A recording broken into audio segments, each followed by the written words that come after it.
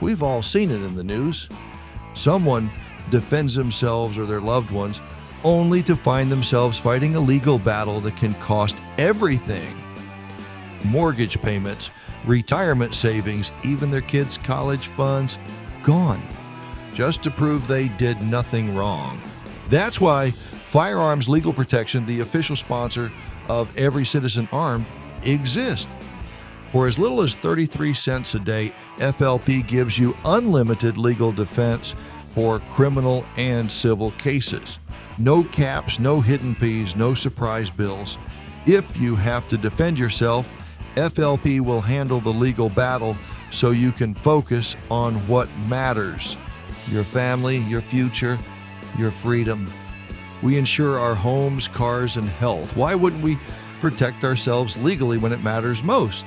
Go to firearmslegal.com, choose your plan, and use promo code ECA at checkout for exclusive pricing.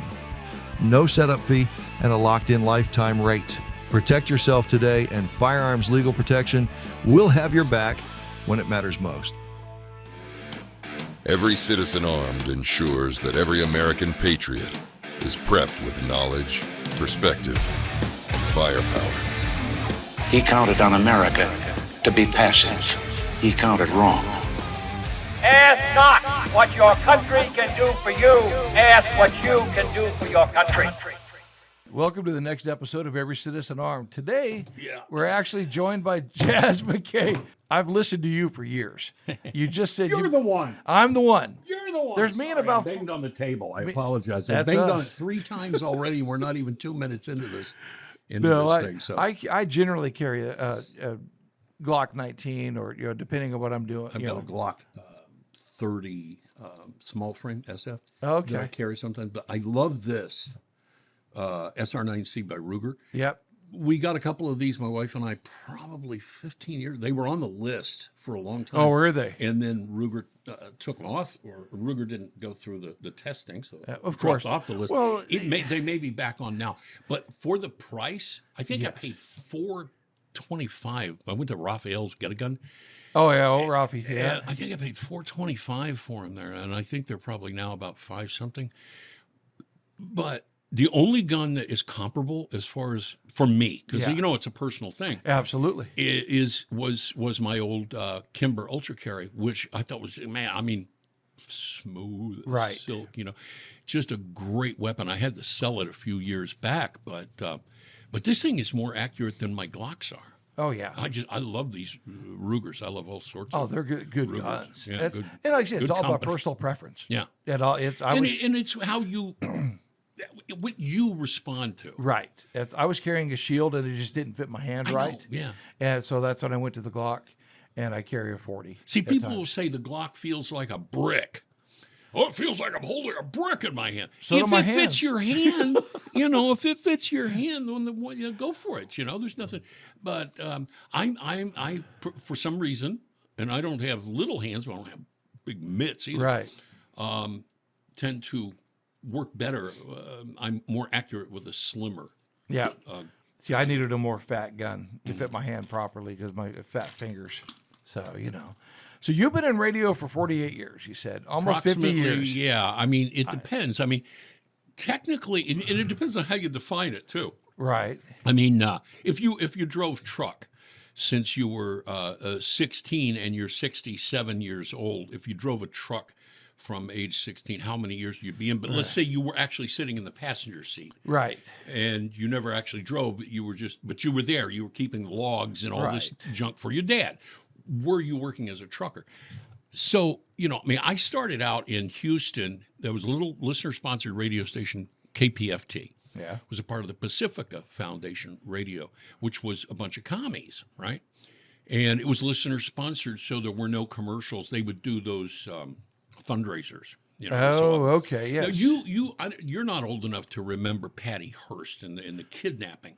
I could tell you a story about Patty Hearst. Really? So you'll actually kind of company I used to work for called Grocery Outlet.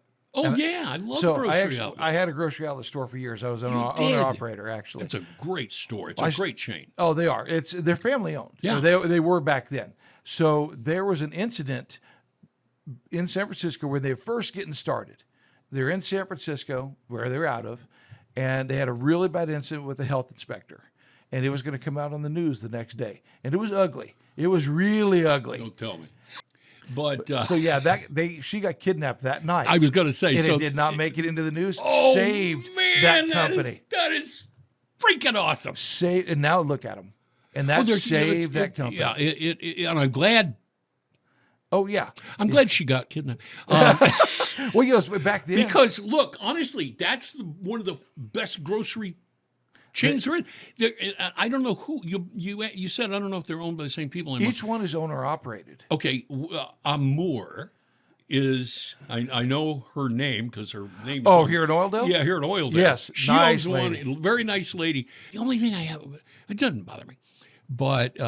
Hippies would really love the grocery outlet, they or at used least to. the one here in Oildale, because, and I don't know if it's because she is a vegan, but it's like they got like you walk through the store, it's vegan cheese, Oh yeah, you got vegan vegetables, which is bizarre.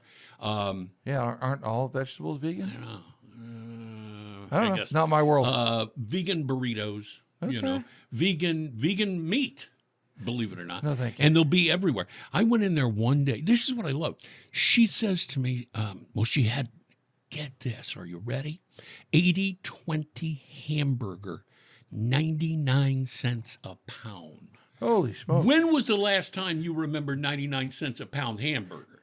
When I was 17 and I worked in the disco market over here in Oildale, in the meat market. That was You about worked at it. a disco too. Yeah. There's another story I got for you from the 70s, but Different disco. I asked her. She was a cart filled with them, and she's putting it out. Amour, the owner of the store, and I start grabbing. She's putting them up there. I'm putting them in my book. Well, yeah. Like 10 pounds of hamburger for that price. She said, I don't know. Corporate sent it to us. Yes. And I don't know what to do with it, so I just put it on sale. And I'm like, that's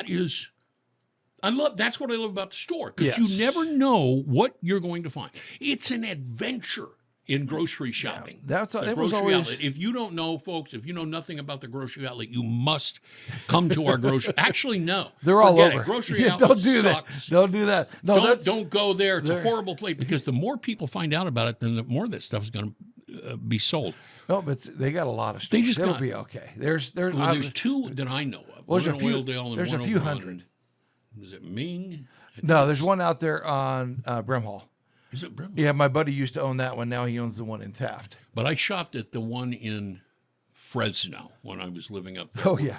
Working at KMJ. That's a long time And, ago, probably. Yeah, that was, what year is it now?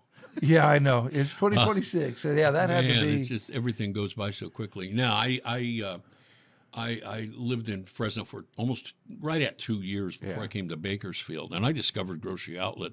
Same time I was going. Look, I'm in radio. You got to shop the discount store. Yeah. We're not getting rich on this. I'm not going to. I can't afford Albertsons. Gosh, what do you I mean, know. Albertsons. Gosh. But everybody owns, or everything is owned by one company now, which is Safeway Kroger, I think. Right? Safeway Kroger owns a whole lot of them. They own just about everything. But as far as I know, Grocery Outlet is still they're independent. different. Yeah, they're different, and each one is. I like the fact that they're owned. Back in my day. Is it in the metro or in the area?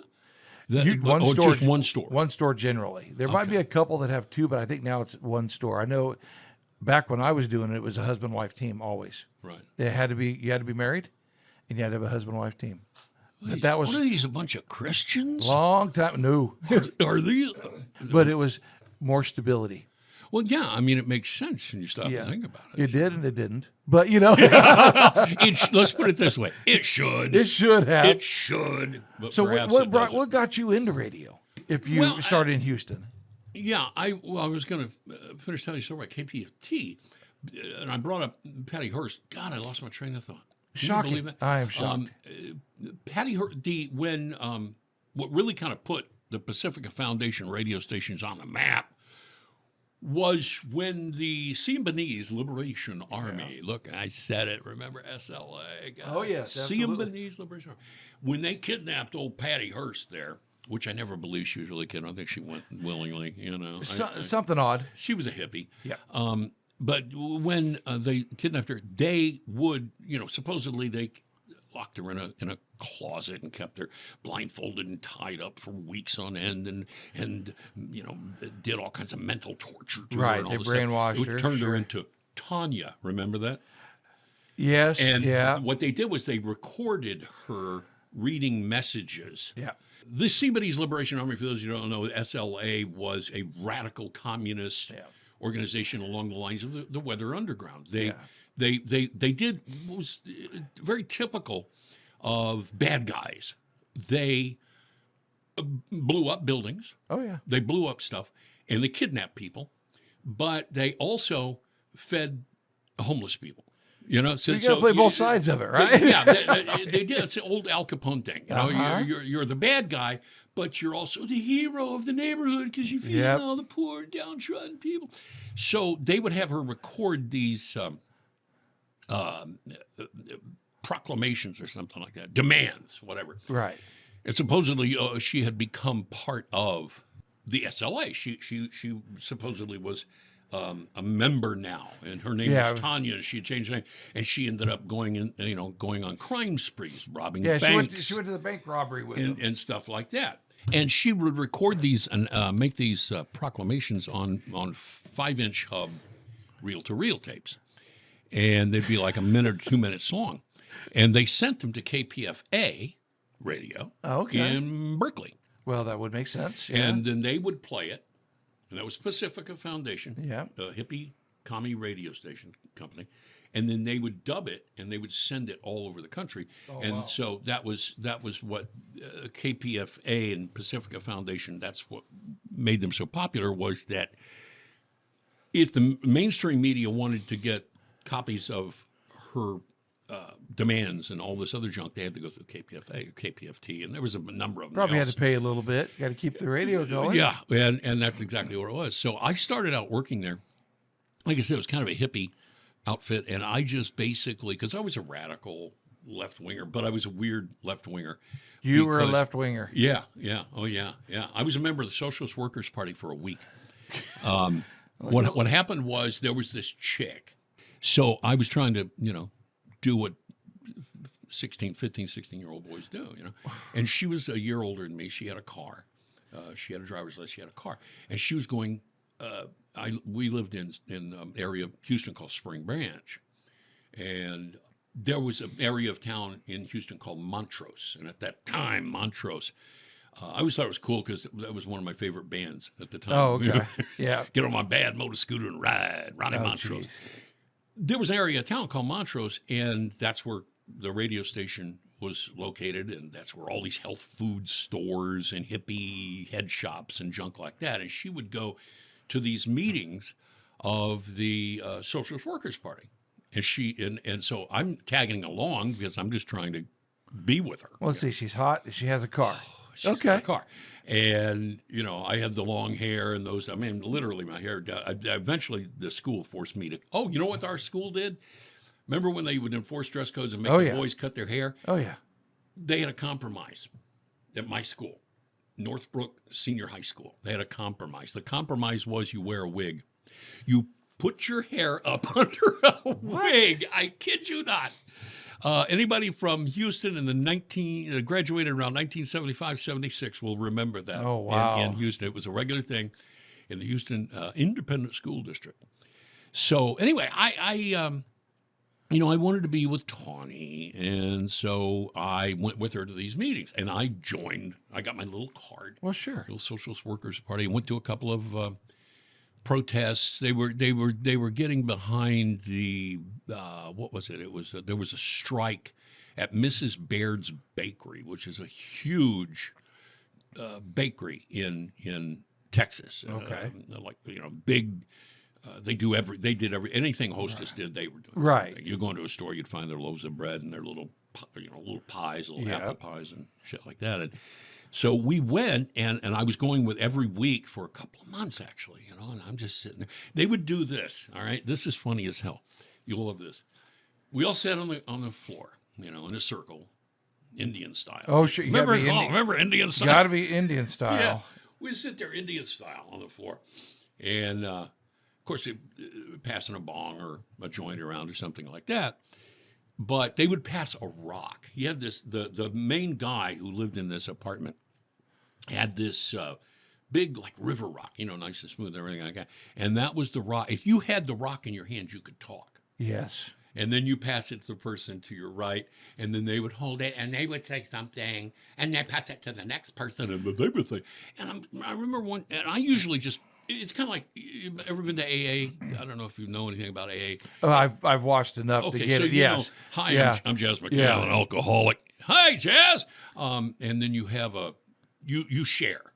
Right. Okay. And they do this in Yeah, it's a sharing rock. Yeah, There was a lot of groups, exactly. they did things like, See, I really didn't understand politics. I thought it was cool. well, no, you saw Hot Girl. Yeah, that was it. all that That's all mattered. I was interested in. So they get into the conversation talking about and all the commie crap, about rich people and taking all their money. Right. And I'm listening to them as they're talking. Again, I had not read any of the, Communist Manifesto. I didn't read all that junk. I mean, No. but I was familiar. I knew who Abby Hoffman and Jerry Rubin were.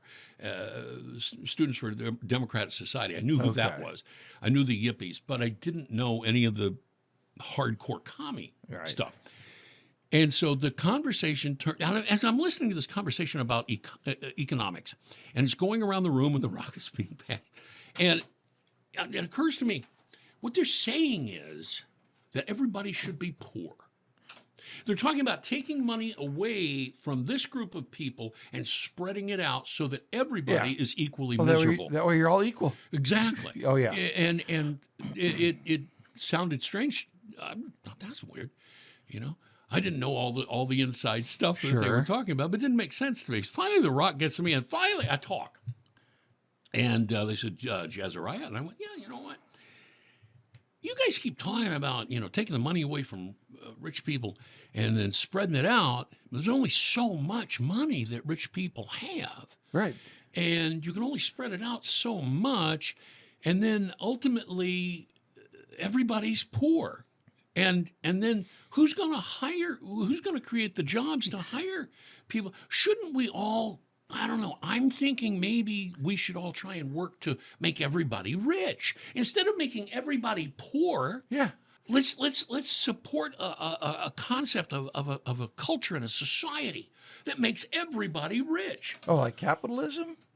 You could hear a pin drop. Oh, I bet. In this room. I mean, I looked up at the guy. I don't remember the guy's name. It was directly across from me on the floor. There's probably 10 of us in this room. Yeah. Sitting on the floor of his living room.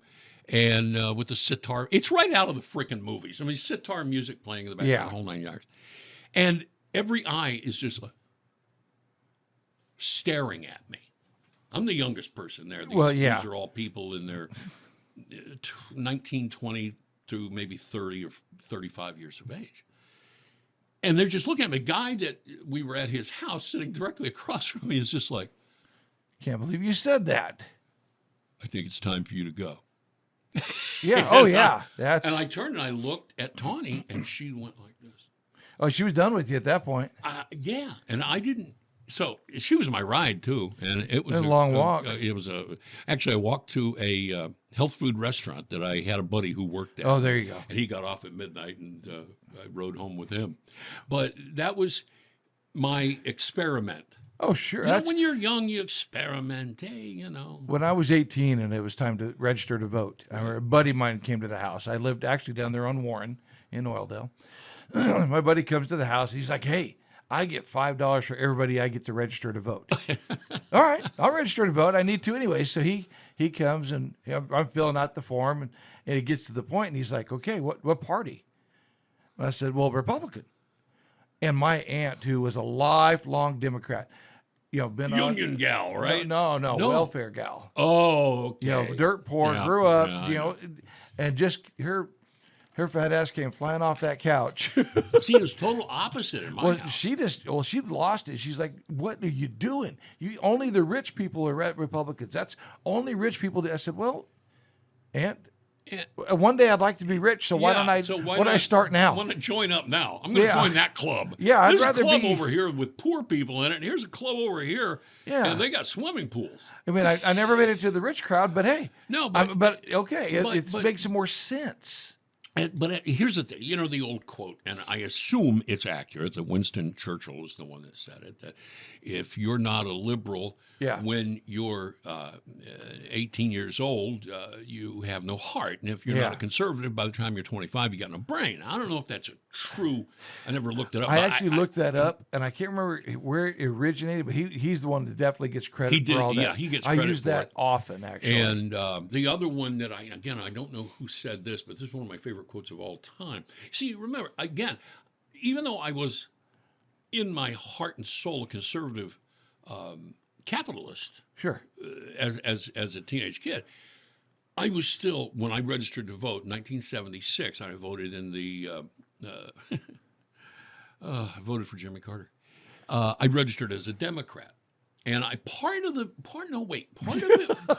I know. And I voted for Carter. What can I say? Yeah. But part of it was, and see, my parents were Republicans. Part of it was I wanted to just be the opposite. Oh, of you're my folks. rebellious. Absolutely. I mean, there wasn't an inch of my bedroom. There wasn't an inch of wall space in my bedroom that was not covered in some kind of a poster. And I'm talking about the ceiling, the walls, everything. I had Led Zeppelin over here, the Grateful Dead over here. That was a big thing back then, absolutely. I had John Lennon over on this side. Over there, I had some half-naked hippie chick blacklight poster, and I had the big blacklight tube in the middle. Black lights. Oh, yeah. Wow. Yeah, and I was listening mostly. Actually, in the mid-'70s, I got more into the blues rock stuff. Yeah. I discovered Savoy Brown and a couple of these groups like that, which is real classic rock, not the garbage that they play on classic rock radio stations. iHeartRadio has ruined the classic rock format, destroyed it. Yeah, I gathered that. We met for the first time the other day, and Yeah. I got that from you. What's funny is my first election, I was in like the second grade. I lived in Riadale, California. And this was back when Ford was running against Carter, as a matter of fact. So I voted for Ford in my second grade class. And I was so disappointed when he lost. And I just could not believe. So I guess that would probably have been 76 also. Yeah, that was 76. 76. He had inherited Right. the office when Nixon resigned, as well he should have. I mean, conservatives, there seems to be a lot of rewriting of history when it comes to Nixon. Nixon really wasn't a conservative. Nixon was a progressive Republican. We have problems today in the MAGA movement, with progressive. Oh yeah. MAGAs. That's what Tucker. I call them woke right wingers, which is what we got with Tucker Carlson, Candace Owens. I've got my own opinions about that. Sure. Alexander Dugin, I think, is behind a lot of this stuff. He's they call him Putin's Rasputin. Oh gosh. Alexander Dugin. Yeah. I ran across. You find all kinds of things on the internet, and I ran across a video of Dugin. He does these little videos. He puts them out there for the whole world to consume. And he put one out just a couple of, I think it was 4 or 5 weeks ago, maybe a month and a half or so, and where he names Candace. We're going to have to get to Candace Owens, Megyn Kelly, Tucker Carlson, Rogan. In other words, he's laying out the plan for what they wanted to do. Yeah. And it's the whole idea is bring down MAGA, destroy Donald Trump, and he says how America's becoming too powerful. He talks about how we're, but he's also a rabid anti-Semite, so he hates the Jews. I wish more people would realize the world is a much safer place with the powerful United States. The world is a much safer place with Donald Trump sitting in that White House. I wish we could run him again. I voted for. I Oh, voted no. for John McCain. Well, He was the worst. God, I hated that guy. lesser of two evils. I don't know. Well, No, I get what you're saying. Yeah. Because in a sense, you're absolutely correct. But then again, I also look at it from the standpoint that if we didn't have Jimmy Carter, yeah. okay, thank me. No. Go ahead, thank no, me. No, If we hadn't had Jimmy Carter, we wouldn't have had Ronald Reagan. I have to agree. To every action, there's an equal and No, opposite I reaction. I get it, but damn. If we didn't have Barack Obama, I don't think we would have Donald Trump. And I was not a Trump fan at the You know, it's funny, neither was beginning. I. I was actually Ted Cruz guy. I was in Monterey in 2016 for the election. Were you? Not the right place to be if you're a Trump supporter. But so I'm sitting in Chili's at the bar. Oh yeah, sitting at Chili's at the bar, and the results are starting to come in. And I'm watching them going, man, he might actually win this thing. And I'm watching, and there's these two guys beside me just losing their mind, and they're going at it. And I'm just eating, have my beer, eating my dinner. I got to go back to the hotel. I'm literally surrounded 99-1 up there. And I'm watching this young guy come over, and he comes by, and he looks at the TV, and walks away. Every 5-10 minutes, he'd walk back over, and he'd walk away. And he did it probably 4 or 5 times. Finally, I turn out and go, hey, I got a question. I see you're not happy. I said, but do you really think that she's going to do that much better than him? He wasn't my first choice either, but all the stuff she's done, and he's like, I just cannot see him going. I said, that's not my question. Do you really think that she's a better option? And he had no answer. No, they don't, because at that time they really didn't know anything. No. If you recall, during the primary, who was the number one Republican being interviewed on CNN and MSNBC? Oh, no, CNN helped put him in office. They put him on there because they thought it was a joke. I never, see, here's the funny thing. Because I used to watch Fox News all the time. Yeah. And Greta Okay. used to always have, once a week, she'd have some interview with Donald Trump. And I didn't think he was serious. I didn't think he was a serious guy. I knew that he was a brilliant man. Sure. But I didn't appreciate at the time his insight. I read Art of the Deal back whenever that came out back in the 80s. I read Art of the Deal, and I understood. Well, the thing was, Art of the Deal for me was working in the radio. I was negotiating contracts every couple of years when I would go from one station to another, or if I'd renew a contract station. I liked that the negotiation tactics that he talks about in there. Sure.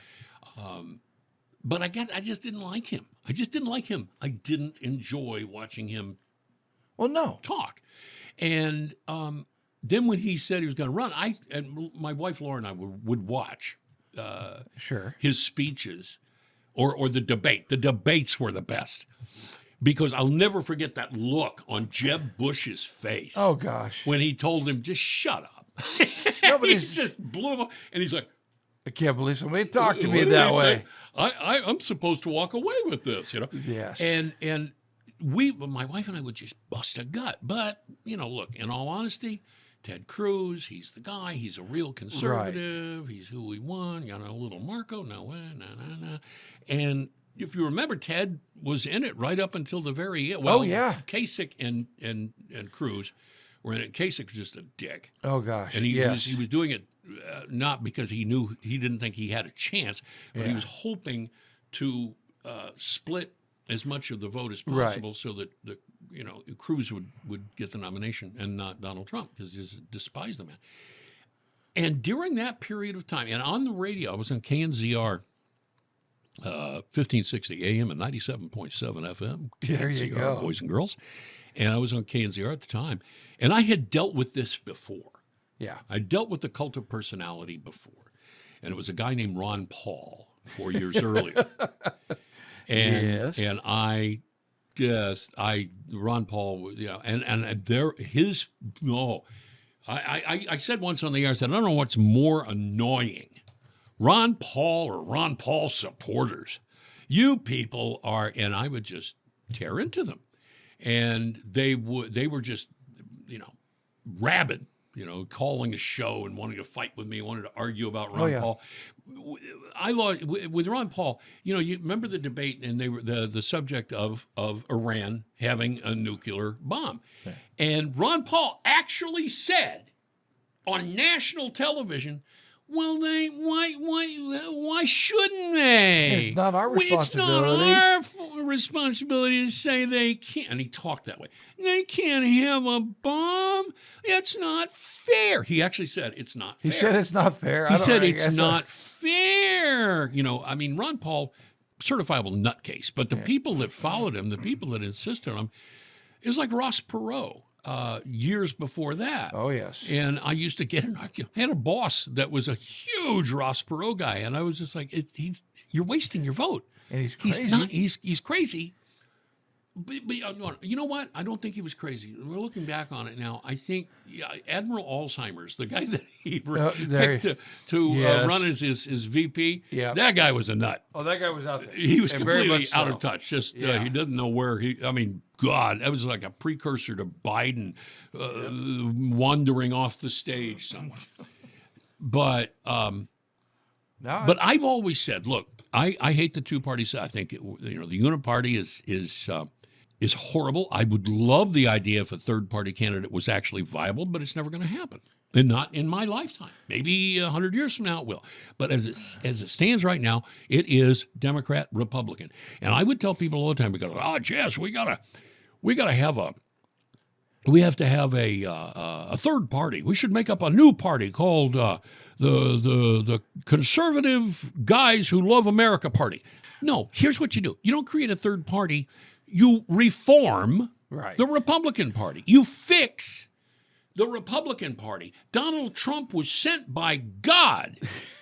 Chuck, he was sent by God. See, I would love to reform the Republican Party to lead us out of the evil that we are facing now. Now there's even more with these lunatics like Tucker Carlson, Candace Owens, and all the rest of them. I would like to see them do away with the parties, actually. And when you're on a ballot, you'll never be. I know. It'll never happen. But if you had no R and no D on there, 50% of the people wouldn't know who to vote for. They would be lost because all they do is walk in and click the D. I'll tell you, God's honest truth, and you're right when it comes to Democrats. Republicans, though, I say we. I'm not a Republican. Yeah. I've only been registered as a Republican once in my life, and that was in 1980 when I changed my party affiliation so I could vote for Ronald Reagan. Yeah.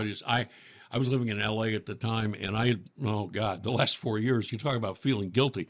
I voted for the son of a bitch. I canceled my mother's vote in 1976 to vote for this guy.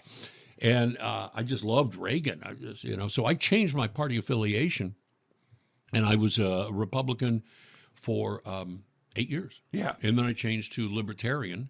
And I was a Libertarian for most of the rest of my adult life until I just finally went to decline to state. Yeah. I get yelled at by a lot of Republican guys because, hardcore party men, because, you can't be a part of this and can't be. I don't give a shit. Yeah. You don't have to I'm going to vote for who I vote for, who I want to vote for. Yeah, it doesn't matter. And it's nobody else's business. Will I pick the lesser of two evils? Sometimes I did. Yeah. But I voted for Harry Brown, the Libertarian candidate, more than once, because I was so disgusted with Bob Dole. Yeah. I mean, I think Dole was in his heart, I think he was a good guy. But did he, I didn't see a lot there. No, there wasn't anything there. And John McCain, I will admit that I bit my tongue and voted for John McCain. Yeah. Because I just wanted to not vote, but I'm one of those guys that you've got to vote, but you got to be engaged. See, actually, I think we always hear this thing about not enough people. We got to get more people to vote. We need more people voting. No. We need less. We need less people voting. Stupid people should not be allowed to vote. It should be some type of litmus test. There should be. If you cannot tell me who your 2 senators from your state. If you can't tell me who the 2 senators from Yeah. your state are, if you can't tell me who your congressperson is, Who the vice president And- is? They can't. They don't know they that. don't even know this. But they all can. They can all vote. I think what we do is we have 2 lines, okay, and you come up and you fill this paper out, and then we decide which line you get in. And if you're a stupid person, you go over here in line A, and all the smart people go into line B. The smart people, they don't have to all agree. I don't care if you are a lib, Yeah. tard, demon rat. If you know those basics of who Know is why you're doing it. yeah, and you know the 3 branches of government, that sort of thing. But if you're stupid and you're one of those people that the guys interview on the beach, at spring break and all, Yeah. those people go into another line, that's line A, and their voting machine isn't hooked up. But they It's just over there. but they think they contributed, Yeah. but we don't count them. They're not really contributing. There's too many people registered to vote, and that's why we have always gotten the shit that we've had to deal with. Essentially, there's just too many uninformed people. Well, that's it, And- and that's and what I I'm was saying is just- too. If you don't know, why are you bothering to vote? Yeah, go find out. That's kind of why we're adjusting this. It's how- always been about how many firearms. times have you had a conversation with a Right. voted Democrat their whole lives? Your aunt, Yeah. for instance. Yeah, and they don't know why. They just have. Well, my dad always. Oh, this is the opposite for me. But ask them. You sit down with them. I got a relative, actually, an ex sister-in-law, I guess. You'd Yeah. say. And her and I are really tight. We're good friends and everything. She's very, very much a Democrat. Mm-hmm. She's a little older than me. I'm 67. I think she's 70. And she's set in her ways. She's got the purple hair, butch haircut, the whole 9 yards. But dude, when you start asking her questions like, let me ask you, what do you think about these, 60-year-old men wearing a wig saying they're a woman going into a girl's bathroom so they can take pictures of little girls going pee-pee? Yep. She'll go, that's the most disgusting. I hate those. If you ask them point blank, how can you support illegal aliens' rights over the rights of American citizens to not get shot in the head while looking at the Northern Lights? They will agree with us. The fact is, most of those people who vote Democrat are actually closet conservatives. Yeah. Who, out of force of habit, have voted Democrat all their lives. That's why I want take the D and take the R off. Give me your 10 reasons that you want to be in this office. And you're not getting good people to run for offices now because why would you? Yeah, I know. Gore Vidal had I saw an interview with Gore Vidal back in the 70s, and he was proposing something similar. And what he was saying, and to him, it wasn't necessarily doing away with parties as much as it was doing away with campaigning. Yeah. And instead of having, all this money to spend, who's raising all this, who's raising that money? His proposal was that there would be 10 debates, Yeah. and you'd be able to for president, you would be able to buy you'd make one commercial, Here. one 60-second spot that would run, and it would be paid for by the government, or the FCC Right, would exactly, be in yes. charge, or FTC, or FEC, Federal Election, FEC would be in charge of that. You could make the content whatever you wanted to, then they would distribute it to the TV stations. Back Right. then we didn't have cable or streaming, so they would go to all the TV stations and play it. But then there would be 10 debates Right. among the top 2 candidates. Yeah. And then the lower tier candidates, your libertarians and your Green Party people and stuff like that, would have separate debates, but they'd only have 3 or 4. Yeah. But your top 2, Democrat and Republican, would have 10 debates, one every 3 weeks leading up to the night before the election. And he said, let the best man win out of that. And while that's great, it's not constitutional. Right. And the news media would lose their mind, or the they media would. stations Well, in general. the TV because stations in general would. That's their because- money. Yeah, and radio the same way. Every election cycle, we go into that mode. Oh, sure. Where, it's political season. Boom. All the salespeople start to grin. I bet they do. Because that's what, and the thing of it is, it pisses off listeners was when we would air on a conservative talk radio station like KNZR or KERN, we would air the commercial for some, like right now over on speaking of Kern, they're airing anti-gun commercials. Yeah. Well, they're actually public service announcements. They get it for free. But it pisses off the listeners. But there's really nothing that this radio station can do about it. It has to be balance. Well, no, it has nothing to do with that. No? It's all I figured, don't you have to have some balance in those type of things? There's no such thing. What it is they buy it. They buy the time. Yeah. Your syndicated radio shows, the way that you get syndicated radio programming in, Rush Limbaugh to, Mark Levin, Glenn Beck and all that, is through advert. Now, Rush was the only one that I know of that you actually paid cash to get Rush. Yeah. And it was, if I remember correctly, close to $1 million per year per radio station. Isn't that crazy? And then on top of that, you ran Rush's commercials. Yeah. Which they're charging per radio station, and they're adjusted to the ratings of that station in each market, and the ratings of Rush Limbaugh's show, no matter what station he was on, in what market he was in, maybe with the exception of Berkeley or San Francisco, was always one of the top 5. Sure. So they were getting millions upon millions of dollars. But a Glenn Beck show or I was trying to think of someone of the old Michael Medved. Okay, there's a better example. Or old Dennis Prager, God bless him. I hope. Yeah, he's alive. He's just paralyzed. Not doing well. Yeah. But the syndicator would sell advertising on the show, and then you will air the show and the ads. Not only that, but you'll also air the ads outside of the show, because they'll send you the commercials. Okay, so you're playing 5 minutes worth of syndicated commercials during each hour of this syndicated program. All right, 2 minutes here, a minute there, 2 minutes here, and a minute there. Then you've got all these other commercials that they send you separately that you have to plug in X amount of times a day.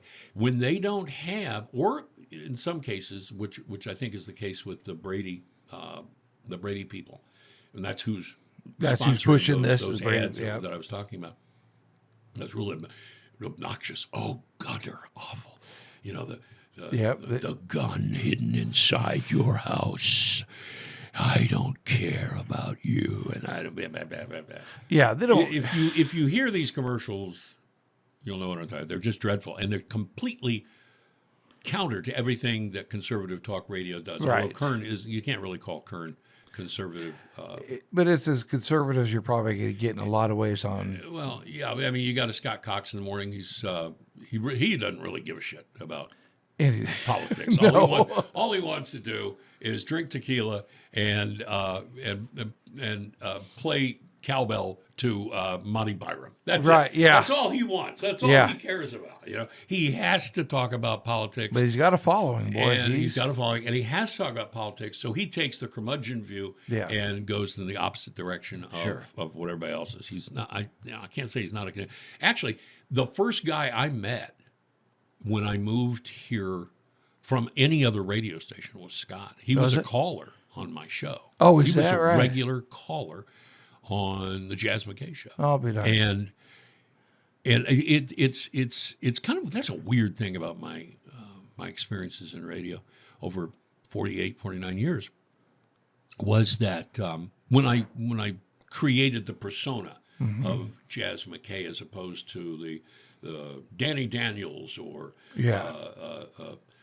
one of the other names, a myriad of names, like you remember Dr. Johnny Fever had his coffee mug and it had all the different names. Yes, exactly. All crossed out.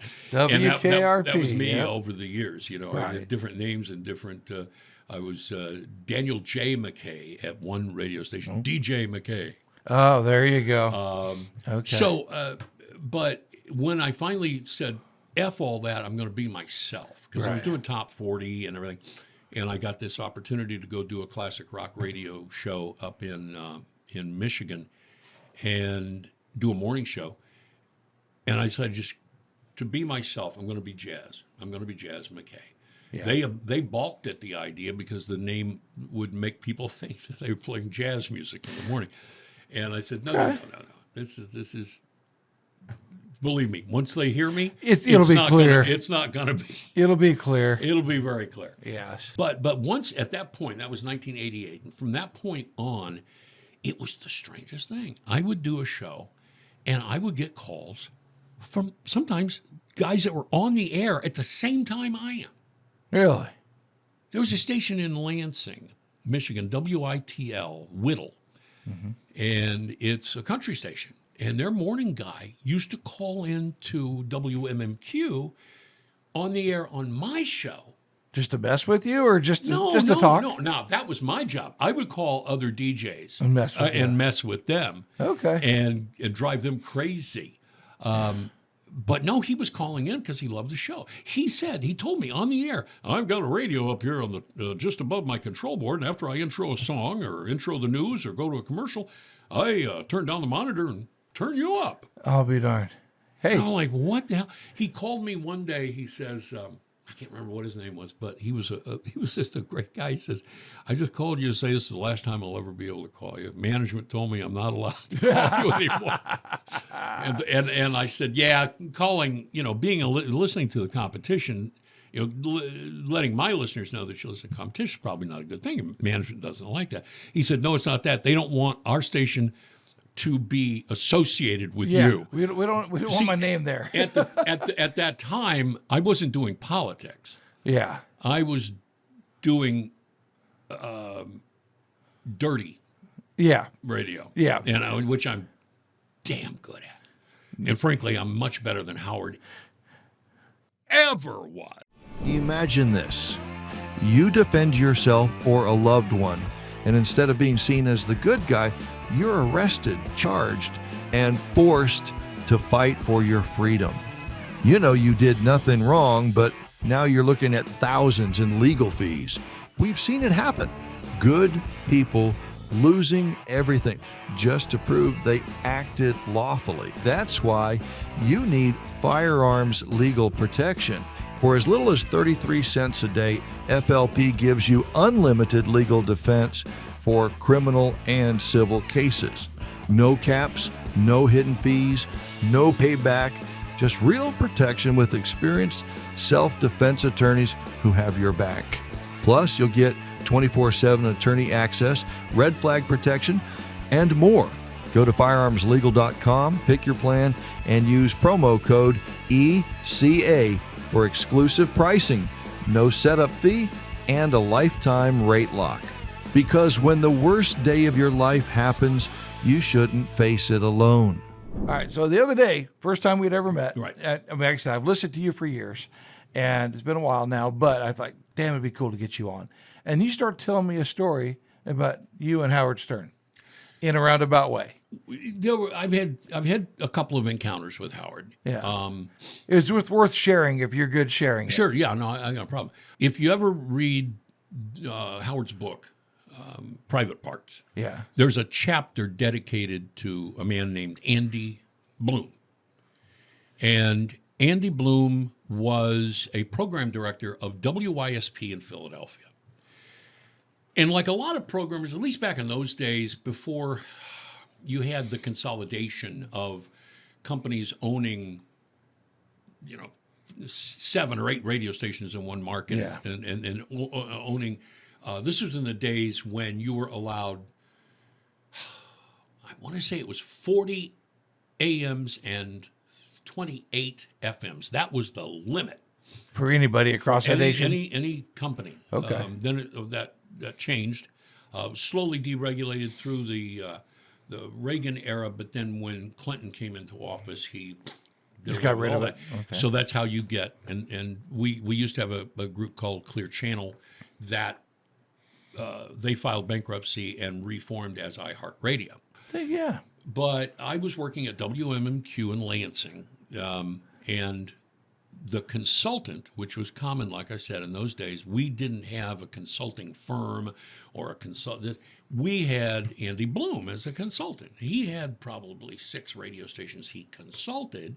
Okay. And then had WYSP in Philadelphia that he ran. He was the programming director there. And he also was personal friends with Howard Stern. And he was taking tapes of my show and giving them to Howard. I'll be darned. And one day we were doing a character. I did a lot of comedy bits. I mean, the show was comedy from top to bottom. Very questionable humor, too. I would imagine. If you're Very getting Stern in there, you know it's going to be... We made Stern look like a choir boy. It's not for prime time. We got away with stuff that... the only reason we got away with it was because the FCC was obsessed with Howard. Because we were do you know one of the things he got fined for? One of the things he said that he actually got they got a huge fine. I don't know, it was like $20,000 or something like that, which is really huge. I mean, for radio fines are generally $2,000 per infraction, Right. but you multiply that by market size and things like that. Sure. He got.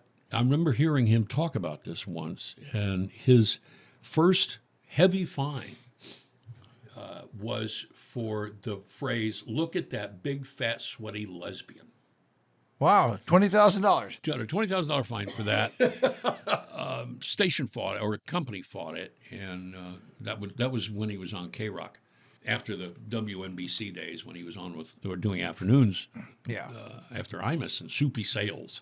Oh gosh. Soupy Sales was on NBC at that time. That's funny. Got a great story about Soupy, but I'll save that for another time. So anyway, Howard is getting tapes of me through Andy Bloom.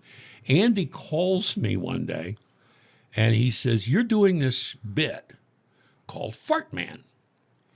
And he said, Howard really likes that bit, and he was wondering if he could take it. And what Fart Man was, the way we did Fart Man was like he was a superhero. Yeah. Okay. And it was multiple voices, sound effects, music, intro, the whole thing. It's Fart Man! Yeah. And the sound effect of farts, and he's flying through the air, and he's beating up the Spoogmeister or somebody like that. Just whatever. Was the bad guy, the evil guy.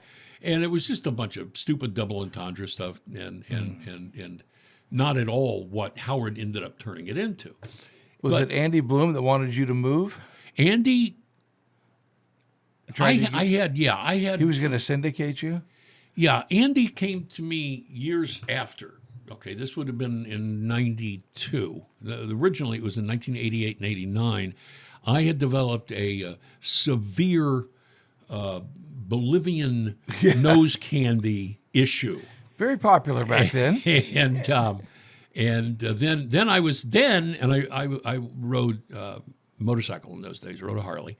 And then I discovered a little thing called Crystal. And she was just, wow. She was amazing. I just loved Crystal to death. Yeah. And she just destroyed me. Yeah. Absolutely. Within about 1.5 to 2 years, I was given the ultimatum of either going into rehab or being fired. Yeah. And I told my boss to go F himself, and I got fired. And I went back to working in strip clubs, introducing, let's bring Candace up to the stage, everybody. The Spearmint Rhino. Oh, God. Deja Vu. I worked at Deja Vu. I actually worked at corporate. Did you Deja really? Vu. I did. But so, yeah, years later, I came back. I left the market. I went to Miami. I did some radio down there. Going from after a habit and going from Lansing, Michigan to Miami. Oh, that's not the best Not move. the best move, kind of lateral. Yeah. You know? Yeah. But eventually I was able to clean my act up enough so that I only drank. Oh, okay. Which I've been sober for 8 years, but I mean, I was a two-fisted alcoholic. Yeah. I could down them. I could drink all day and all night. Put you and your son under the table, I tell you what. So, and I'm back at WMMQ in Lansing, and Andy and I go out to have a beer one night, or 40, and we end up we're laying in the bed of my pickup truck, staring up at the stars, telling stories, talking to each other, and cracking open beers, and he says, I had plans for you. And I said, do tell, Andrew. And he said, I had plans for you. I was going to, he said, I talked to Bob, the owner of WMMQ, and I was going to take you away from Lansing, Michigan, and bring you to Philadelphia and put you on mornings at WYSP. That was the station he programmed there. Mm-hmm. He said, and then I was going to pipe your show back, syndicate it back to Lansing, to WMMQ. So you're still on in Lansing, but you're on in Philadelphia, and you're on in Lansing. And then I had this idea that I would syndicate your show around the country. But he said, you were so messed up on Bavarian nose candy, Peruvian nose. All of it, yeah. All that shit. He said, I couldn't do it. And he said, so I went with my second choice, and that was Howard Stern. Yeah. Just missed a window. And so, it was, I'm like, are you kidding me?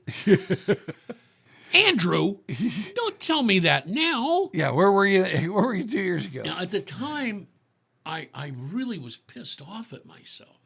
Well, but years go by, and I'm at the time, when Andy told me this, I'm probably 32, 33 years old. Oh, wow. So, I'm 67 now. Yeah. And I'm telling you, I could not be happier in my life. Had I become the syndicated guy that Howard Stern became. Yeah. Did you know what his life is like, by the way? I can't imagine. Well, he's gone completely insane. Yeah. He's gone completely off his rocker. I don't know how you couldn't with all of that. There's just so much there. I think, you got famous radio guys, Paul Harvey. You're right. Guy I worked with, first guy I ever got paid working in radio was Rick Dees. No kidding. Wow, I'll be darned.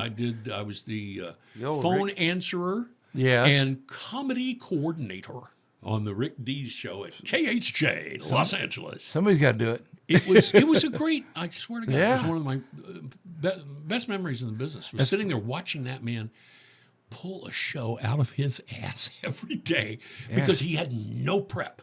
No, just going to roll with it. He just went in and he had so many contributors over the phone. Yeah. And I would coordinate those people, those characters that would call into the show. And his wife, Julie, did about 5 or 6 different voices on the show. But watching this master, I'm 18 years old, 19 years old. I think I just turned 19. And I was there for a little less than a year. And watching him do radio, watching Rick Dees do this theater of the mind shit, I was hooked. That was when I decided right then and there that I was definitely going to do it for a living. Well, what got you into politics then? I mean, you became very political, and now you're very political. I was always. I mean, from that very early age, I guess you talked about being in second grade and doing the mock voting thing for Jerry Ford. My parents were hardcore Republicans. Yeah. And so, in my earliest, I saw somebody on Facebook the other day say, what was your earliest important news story that you remember? Mm-hmm. And for me, it's JFK's assassination. Yeah. Okay. I remember that I couldn't watch cartoons. And I was so bummed. And I remember watching, we were watching live when Ruby killed Oswald. Oh, yeah. I was watching that with my mom, as a matter of fact. So they were Nixon guys, at that time. But they had a great admiration for JFK. Sure. For what and for a great love for him. I mean, as anybody would have for a president being murdered like that. Right. Yeah. When you especially now, what we know about it, we look back on it and just go, man. I know. So my parents, though, my dad would watch the Republican convention. He would watch the Democrat convention every year too. Yeah. Not the whole thing, but he'd watch a lot. You got to watch pieces. He would watch gavel to gavel on Oh, is Republicans. that? No, I can't do that. So I'm sitting there at 6 years old Oh, watching, these proceedings. yep. And I got totally into it. But then as I got older, I started leaning towards the Democrat Party because my dad was a Republican. Yeah. That was just the opposite of so many people nowadays that I meet. I said, why do you vote Democrat? They said, my dad voted Democrat. And I'm like, That's different. that doesn't work. I mean, for me, it was weird because I was just trying to be just the opposite. I think it's normal. Yeah. You know what's that? Well, there's a famous saying. When I was 19, I was ashamed of what a fool my father was. Mm-hmm. But by the time I turned 21, I was amazed at what that old man had learned in just 2 years. Sound familiar? Yeah, no, I So I think at an early age, as a young person, as a teenager, you gotta go through that cutting the cord Yes. thing. I mean, it's gotta expected. be. It's a rite of passage. Yeah, exactly. It is just a rite of That's passage. why we have rock and roll. Yeah, yeah, we got Elvis. And before that, it was big band. yeah, know. whatever the next generation is, it's going to There's always frustrate gonna us. be- Everybody complains about hip hop and rap music. It's just And I get it. And there's a lot of crap out there. There's also some really good stuff too. Tom McDonald comes to mind. He does all political yeah. songs and political music, and he's one of the most amazing rappers I've ever heard. I remember seeing Eminem in a club in Detroit. Yeah, I was big but because of my job Sure. in Miami and in New Orleans when I was a morning DJ down there, working with hip hop artists and Run DMC. I worked wow. with Luther Campbell of Two Live Crew, and I were close friends in Miami. And I worked with all kinds of. In Miami, we had this weird thing called track acts, and what it was dance music it was in between disco and what we have now as R&B, and it was this horrible dance music, just dreadful. Not quite as bad as disco was in the 70s, but pretty darn close. Hey, John Travolta did all right. And we called, the Bee Gees were at least a real band. Yes. They had real musicians. Because what ends up happening with the development of the Miami dance music scene, which basically was a spinoff of the New York scene, was that it was all prefabricated music in a computer. This is really a lot. They still were using tape to record, but they would use a keyboard and different synthesizers to create the music and get a drum machine for the beats. And they would record these long-ass songs, 7-8 minutes long, just the music. And then they would release a 2.5, 3-minute version with the vocalists singing on it. But they would have this long 7-minute instrumental track, and they would go to clubs in Miami Beach. And the person whose song is being played on the radio would get up on stage and either sing to a track that the DJ then drops the needle on the record or reels up a reel-to-reel. Right, whatever they were doing. Or they lip sync. And they would pay these people. Oh, sure. Huge. I mean, it's crazy what money that they would pay these people. And I always felt bad for a lot of these artists because they had big dreams, but they were being used and abused and tossed away. You might have a number one song, on the top 40 radio stations for 2 weeks, maybe a week. You'd be getting paid $2,000, $3,000 to get up and lip sync to your song, one song, at a nightclub somewhere. And then a year later, nobody knows who the hell you are. There was Nobody a cares. lot of one-hit wonders back then. Of course, a there were. lot. And it was it was the era of the producer being the star. They would put somebody. Well, and a great example is there's a group called C&C Music Factory, Cavelli's and Cole, were these two guys who were producers, and they produced a fake band called C&C Music Factory, and they had this rapper guy and then this chick who did this vocal. And the vocal that she sang was, "Everybody dance now." Oh, yeah. And bum, bum, bum, bum, bum. And then this guy comes in. Freedom Williams was his name. And he would rap this tune. It was #1 song. Oh, yeah. And you saw the video, you see this hot-looking chick singing the Everybody Dance Now. And she's got these big wings on. She's in this white gown and everything, and she's dancing around. And it's totally fake.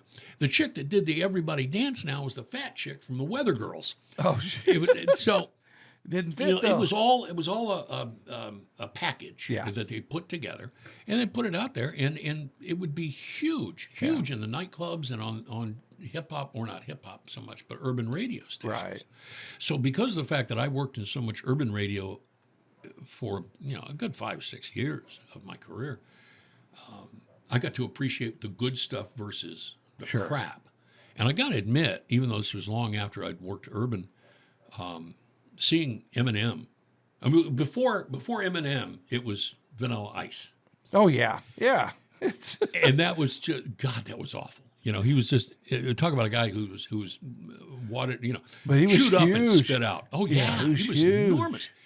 And then Eminem comes along, and I saw him, and I'm like, God, Vanilla Ice was a creation of a producer. Right. This guy's the real deal. And as big an asshole as he is, he doesn't take away from his talent. No, he's a great talented. writer. Yeah. He's a great writer. Yeah. No, that's pretty interesting. So that's what kind of led you to get out here, huh? Eventually. No, what happened was I was working mornings at Hot 105 in Miami. Yeah. Doing morning drive, and I'd been there for, I think, 2.5 years or so. They didn't renew they weren't going to renew my contract, and they let me go. They paid me for 6 months. Okay. 1988, I was pulling down between the salary from the radio station and the commercials that I was producing, the voice work that I was doing. It was somewhere in the neighborhood of about $150 to $175 a year, which would be $250,000. Yeah, exactly. That's a lot of money. Yeah. So, but I didn't like. I mean, I was like, I was kind of thankful. Yeah. When they fired me, because I had program director, I had a consultant, I had people screaming in this year, people screaming in that year. I was given a name. Yeah. I mean, McKay was my name, but they gave me the name McKay. Get this. You ready for this one? How stupid is this? Big time radio programmers. Number 10 market in the nation, Miami, Florida. Number 10 at the time. I think it's like dropped down a little bit. I think it's more like 13th or 15th, somewhere. But anyway, big time program director. Okay, Shadow Stevens, big name in radio. He comes in, he says to me, from now on, you're going to be McKay in the McMorning. You're going to get McDonald's while you're at it? Are you kidding me? So he has the voice guy cutting all these tracks. You're listening to McKay in the McMorning. Get up, everybody. It's McKay in the McMorning on Hot 105. All this stuff. Made jingles. That's McKay in the McMorning. I was embarrassed, dude. Yeah, I can. And thank God we got a restraining order from McDonald's. Oh, good. And they threatened to sue us. And thank God all that went away. But you see, I mean, I saw your face when I said it. McKay in the McMorning. I'm turning red right now just thinking about it. So when they fired me, I was like, you know what? I'm going to take some time off. Yeah. I'm getting paid for 6 months to do nothing. I'm going to get out of the house. I was living in a house. I sold the house and moved into an apartment, singles apartment with all these hot chicks. Mm-hmm. And I sold, what did I have? I had a Ford van, custom van. I sold that, bought a Buick Grand National. Oh, wow. And drove that for a few months, sold that, got a Trans Am, sold that because I decided I wanted to have a 1970 GTO. And so I bought this GTO. And I had all these motorcycles and stuff. And then eventually I started running out of money. Mm-hmm. And it was longer than 6 months. I was probably close to a year. And I was doing a little bit of nightclub work and stuff. And then I said, well, I got to get back in the business. So I called up a guy that I knew who was an agent. And I said, go out and find me a gig. And I said, but it's got to be done my way. I'm not going back to McKay in the McMorning again. Right. Yeah. Let's avoid that. I said, I'm going to use the name Jaz McKay. That's all there is to it. And I'm going to do it my way. You got to find me a radio station that will let me do my show my way and leave. It's got to be in my contract that I have creative control over the show. Nobody else. They can't touch me. I get 4 hours a day, 6 a.m. till 10 a.m. It's my radio station. I pick the music. If I play music, if I choose to talk the entire 4 hours, I'll talk the whole damn time. And he was like, he was this little, he was a sports agent. I was his first, and I met him at a party in Miami, and he was actually from New Jersey. And so he was a sports agent. He had a lot of, NFL and NBA players and stuff. And he didn't know anything about radio. Yeah. And so I'm giving him all these demands, and he's and he finally calls me about probably about a month after I signed with him. And he said, all right, I got something for you. He said, I don't think you're going to want it, though, because it's only paying $48,000 a year. I said, what is it? He says, WMMQ, Lansing, Michigan. It's a classic rock station. I said, what the hell is classic? That was something I wasn't familiar with. I knew, when he told me, I figured out what the music was, but I'd never heard of the format before. Because we weren't supposed to be old enough to have the music we listened to be classic at that point. This station was the first classic rock station in America. Oh, okay. And they played everything from Elvis and the Beatles to Bachman Turner Overdrive and Led Zeppelin.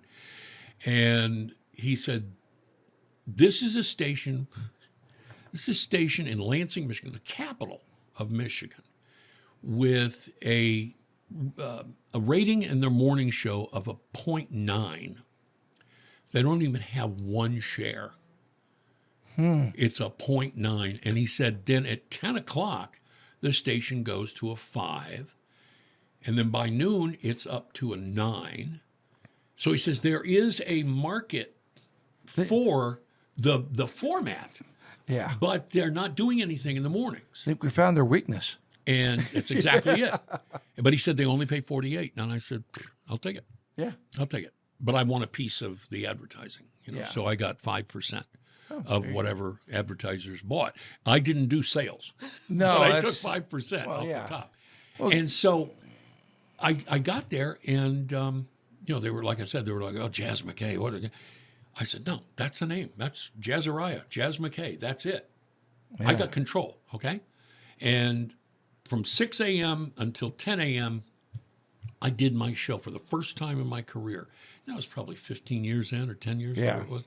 What was it? That was 89? Yeah, I'd gotten in 79, so it was right at 10 years. Yeah, okay. I've been 10 years in radio. It was the first time in my career that I'd gotten an opportunity to do it my way. And I didn't play... I mean, if I played any music, it was usually something Dr. Demento-ish, you know.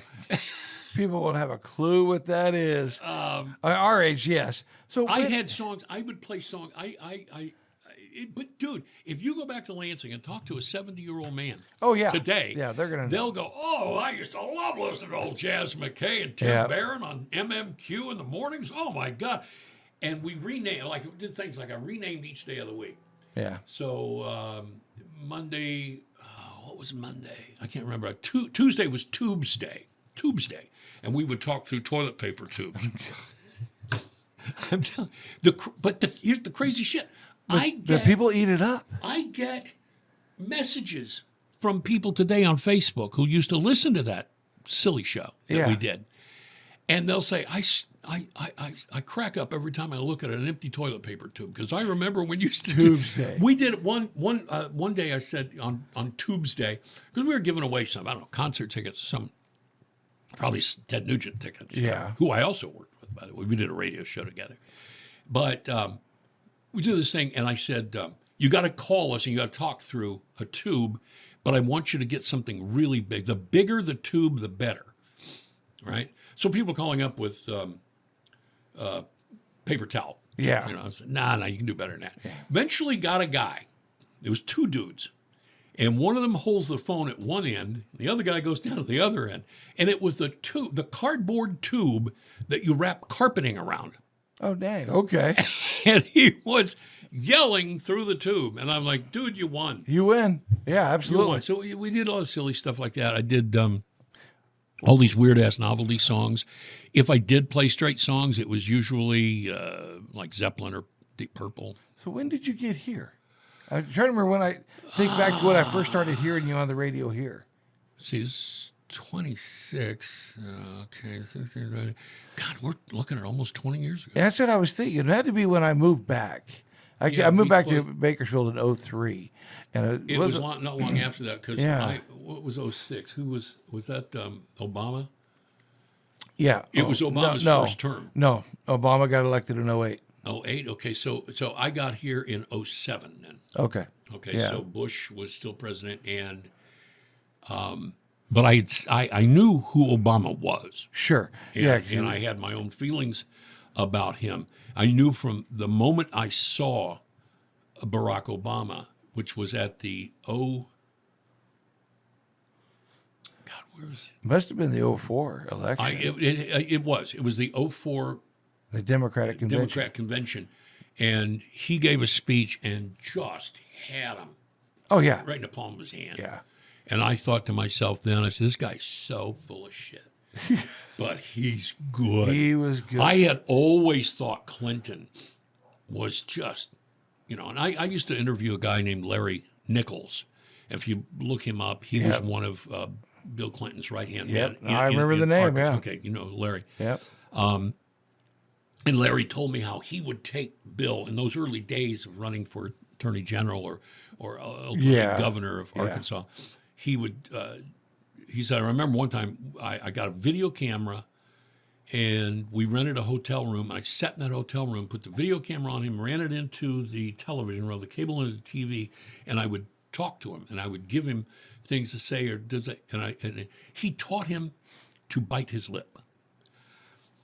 I'll tell you what, I really do feel your pain. Oh, no, they were good. He taught him all these little things to do. And so when I was watching Obama, I saw the same crap. Talk about a phony. I had so much hope when he got elected. I didn't vote for him by any stretch, and I was a supporter. But at the same time, I go, okay, fine. He got elected. Yeah, we got to live with him for at least 4 years. So let's see if he can truly fix some of the things he talked about. Of course not. Destroyed my health care. Yeah. Yeah, we had great health care through the hospital. Destroyed it. No. We were just talking about it today, how many people got screwed. There was nothing. Yeah. And the thing about Obama is, you remember this. I don't know if you remember the stories or not, but I do. It was Hillary's campaign. Oh yeah. She was the. She was heir apparent. She was it.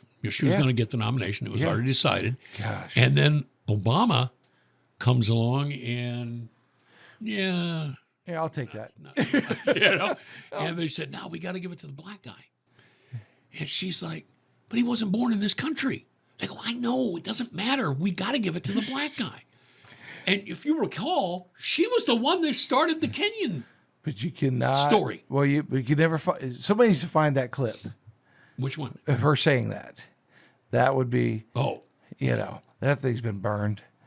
But yeah, she got, what was it the Rush used to say about she's the most cheated on woman in politics or something like that. Oh, she gets cheated on. She gets screwed by her husband. Yeah. She gets cheated on and screwed by the Democrat Party. Yeah. I should have brought it. I just found a little statue of her. Somebody gave to me one time.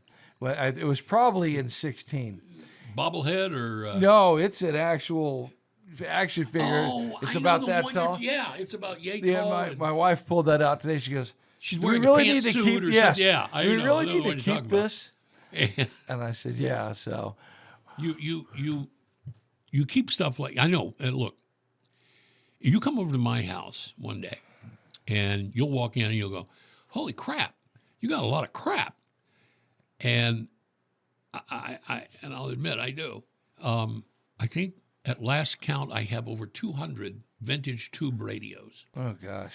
I have close to 175 G.I. Joe action figures. That's kind of cool. I've got a bobblehead collection with Hillary Yeah. and Obama, Fauci. I got a good Fauci God. bobblehead. And I know that's the one that when you see it, you just want to punch it right Put that square out there in for the Mark, snoot. for target practice. But I have so much crap. I'll tell you right now, hang on. It's probably not worth anything today. Oh, yeah. But when your grandkids are going through your stuff long after you're gone. Oh, yeah. And they say, Who's this? what is this? That's Grandpa's Hillary Clinton statue. That's the woman that could never Let's make take it. that to the Antiques Roadshow, Daddy. Okay, so they'll go in and Oh, they'll yeah. get it appraised, and they'll say, we remember when they made these back in Yeah. 2008.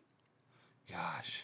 No, hang on to that stuff. I always do. She was so for years, close. I'm a former NASCAR fanatic. Yeah. And I remember going to Big Lots one time years ago, and there was a can of Van Camp's, big can, like that big, Van Camp's pork and beans with Tony Stewart on the label. Oh, yes. And so I bought it, but I didn't open it, No. and I kept it. Ooh. I know. No, No. I kept that can. I had my little Tony Stewart number 20 car. Oh, yes. And picture of Tony Stewart, and I had a thing that had like a piece of tire from one of his Oh, yeah. tires that blew out, and it was on a little plaque and everything. Had it up there. I was actually a big Kevin Harvick fan, but I love Tony Stewart too. Yeah. And then Oh, they yeah. ended up working together. And, Oh, yeah. but anyway, I had that up there, in that can, and I kept telling my wife, someday. I said, did you see what that Wheaties box with Mark Spitz on the Wheaties There you box? go. Did you see what that sold for at auction the other day? And that was an open box, and the Wheaties were taken out. That's an unopened Van Camp's pork and beans with Tony Stewart, one of the greatest drivers of all time. Yeah. Finally, I threw it away. Yeah, I was going to blow up in it. I actually have a shadow box in there. I was just looking at it. I got to clean it up and fix it up a little bit. It's Earnhardt. Yeah. Oh. I had a bunch of Earnhardt stuff. I was a big Earnhardt guy. I was a Harvick guy. I actually had a couple of Kevin Harvick's cars. Did you cry? Oh, yeah. I mean, Who didn't? I was sitting there watching this, and I didn't think. I thought he was fine. I was in Pismo Beach. I was living in Pismo at the time, and then they make the announcement, And you're just unbelievable. and I'm like, wait. Yes. He didn't hit the wall that hard. Hit it just right. Well, if he had It worn was- his seatbelts properly and exactly. had. No, I found that in there the other The day. Hans No, device Yeah, that it would he have did done. not have. I had those Harvick cars, and I'll tell you a great thing about Kevin. The high school here, North High. Oh, yeah. They do a golf tournament. Well, I had those cars. Well, he went to North High. Oh, yeah. So he comes and he signs stuff every once That's in a while. where I met him, actually. Did you? Was Well, at one of those events like you're talking about. Well, that's it. What he'll do this one, he'll just go into a room and they just bring stuff from the sign. So I gave him the ag department my cars. I said, hey, have Kevin sign those. And he sold them at the golf tournament at the auction. Nice. Now, last year, Nice. we had a guitar from the band Korn. Yes. All the band members signed it. And we put that up for auction last year. And a buddy of mine bought it. I think he paid $2,000 I used to do the same thing. It was awesome. Awesome. I used to go. I was work the room at the NRA Friends of the NRA dinner, right? And can't remember the guy's name who did the dinners here every year, but young guy. And I went to one of the dinners. I want to say it was in Tulare. Yeah. I went to a dinner in Tulare. Laura and I did, and I got one of those toasters that have the NRA. Oh, burns the gosh. NRA. I still got that somewhere. That's awesome. But they had a Charlie Daniels signed fiddle. Wow. And I'm a huge Charlie Daniels Well, fan, yeah. And so it was a silent auction, and I put a bid in on it, but I couldn't go higher than $450. Yeah, and that thing's going to And- go for a lot. And it went for about $1,000, but it gave me an idea. So I went to the guy who was the organizer of all these events in California. And I told him, I said, I'll get Ted to sign, Ted Nugent, to sign a guitar and put that up for bids. So what I did was I took $100 and went down to, what is that? There's a music store down at the end of Rosedale Highway, way out west of Rosedale Highway. And anyway, I went in there and I got a Squire. Yeah. Just a guitar. $100 guitar. And packaged it up, sent it off to Nuge, and he signed it and sent it back. I had all the the stuff for him to ship it back to us. Yeah. And he sent signed arrows. Yep. 20, 30 signed pictures. I mean, this guy, when I worked with Ted, we did a morning show on WWBR in Detroit, but we did it from his house in Concord, Michigan. Oh, yeah. And he would say, well, I would, during commercial breaks, where I'm running all the commercials and stuff like that, we're piping it back to the radio station in Detroit. I'd be running commercials and stuff. Linda Peterson, his assistant, would bring in an armload of arrows. Oh, and put them down on the table, and we'd be talking, and he'd be sitting there just signing arrow He's after one I arrow. have to get on one day. That would be good. He is, if you can get the Nuge on your podcast, all you have to do is introduce him and go make a sandwich. Yeah. What's the name of your group that you're doing now? You're on Facebook, I see. I do Facebook. I have an X page, but I don't use it because I got shadow banned on X about 2.5 years ago. So I just gave that up. Just find you on Facebook at Jaz McKay? Facebook at ampersand. At what? Ampersand? Yeah. Isn't that what that is? I haven't got a damn The little clue. A with the circle around it. Yeah, Isn't that called an ampersand? When it used to be the pound sign. The pound sign. It was a number sign. Yeah, exactly. And then it became a pound sign, and now it's hashtag. Now it's a hashtag. That's right. Yeah. So at deplorable jazz. Sure. One Z. So it's Important one to Z. remember. It's one Z. Well, I really J-A-Z. appreciate you coming today. This was awesome. I've always wanted to chat with you. Sure. I always wanted to sit down. I listened to you for years, so it was great. Well, it's great to be here, and I appreciate it. Too bad we didn't talk more about guns. That'll be next time. Next time, let's talk all about guns. I'm all for it. Thank you, buddy.